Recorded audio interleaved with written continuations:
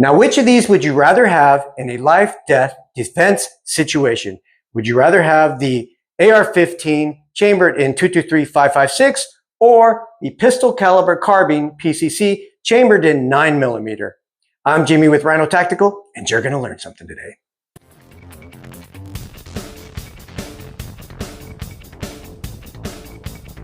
Get ready, stand by.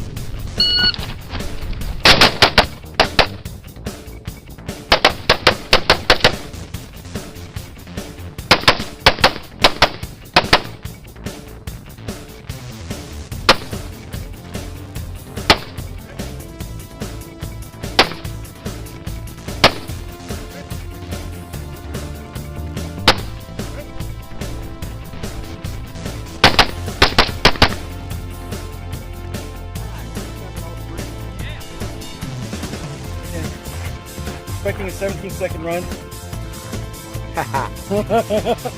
You'll do it.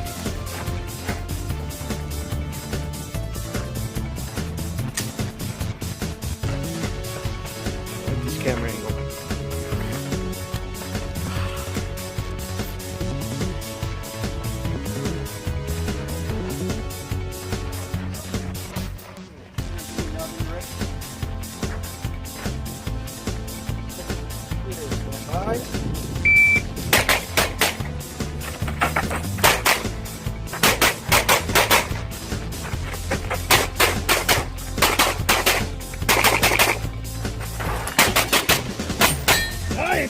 Shredder. Right. Time. Time is 1301. Whoa. Whoa. First off, let's discuss what each of these rifles are and what their capabilities are. Here I have my AR-15 sporting rifle. It is a military rifle. It could also be used for competition. Mainly for competition, I use this one as I have a military one and several that are a lot smaller for training exercises. So let's discuss what this has. This has a 15-inch arm guard by Diamond Head Tactical. It has a angled foregrip. It has a compensator that is pinned and welded to a 16-inch stretch barrel, chambered in 223-556 and 223 Wild. It has a angled grip that I made custom from Rhino Tactical. Has a fixed stock. It's a rifle stock. Has a primary arms 1:8 scope. Okay, up above it we have the 9mm PCC in Glock, which is pistol caliber carbine, chambered in Glock. This one has a 13-inch handguard. It has a pin and welded muzzle compensator on here, making the barrel 16 inches, which is the legal limit. I also have a circle dot sight from Holosun, again the Rhino Tactical custom angled foregrip. It also has a rifle stock with a fixed length of pull as well. Even though it looks a little bit shorter, it's not. It's an optical illusion. These are exactly the same length of pull. I have added a buffer in here myself to make it the desired length of pull. Otherwise, this you can remove and it becomes shorter. It just slides up on your buffer tube and you pin it in there. This basically is used for short range or indoor defense, since its capabilities for long range are limited because it's chambered in 9mm. This has longer capabilities. However, its capabilities are limited as well if you're going to use it for home defense for various reasons, which we're going to mention in a minute. As you can see here are the magazines, 9mm Glock magazines. It takes the short sticks or the long sticks, and these are the 223, 556, 223 Wild magazines, short and long, that will be that this can take in this mag funnel here for the AR-15 sporting rifle. So let's get back to the studio and discuss the advantages and disadvantages of each. If you try to utilize the AR-15 sporting rifle in an indoor environment where you have close neighbors or people in the background or things in the background, you could see the liabilities that would cause. As this rifle, again, why I stated, it's made for medium to far range engagements. It can also be used indoors, you know, but I'm talking about if you live on a farm or if you live out in the, you know, the hills or the fields out there, away from other neighbors, where this can actually travel and hit your other neighbors. But as a sporting rifle, this comes with everything you want, like I showed you. It also has sling points that I neglected to tell you about, but we've talked about those in the previous videos.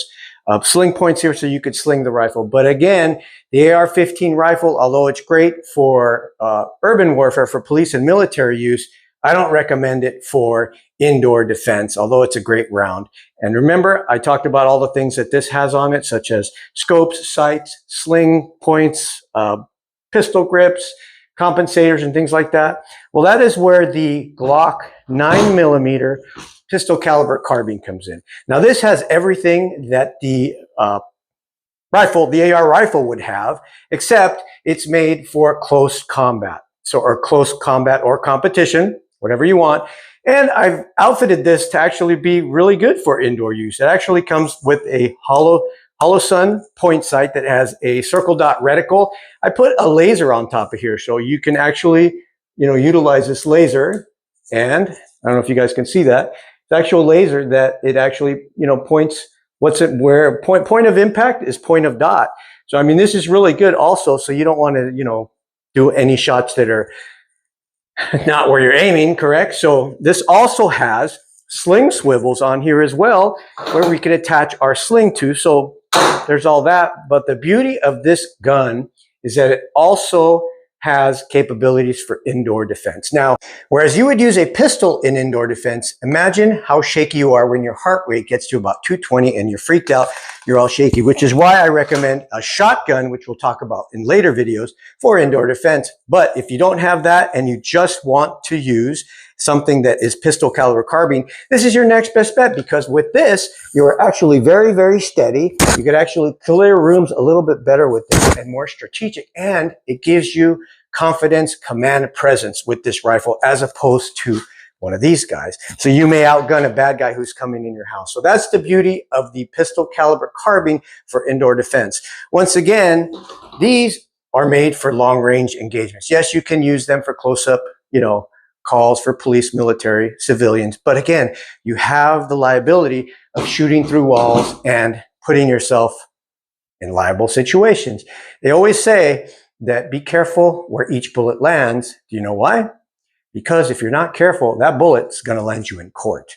So I'm Jimmy with Rhino Tactical. I hope you enjoyed that video comparing the PCC to the AR-15 sporting rifle, and we'll see you on the next video.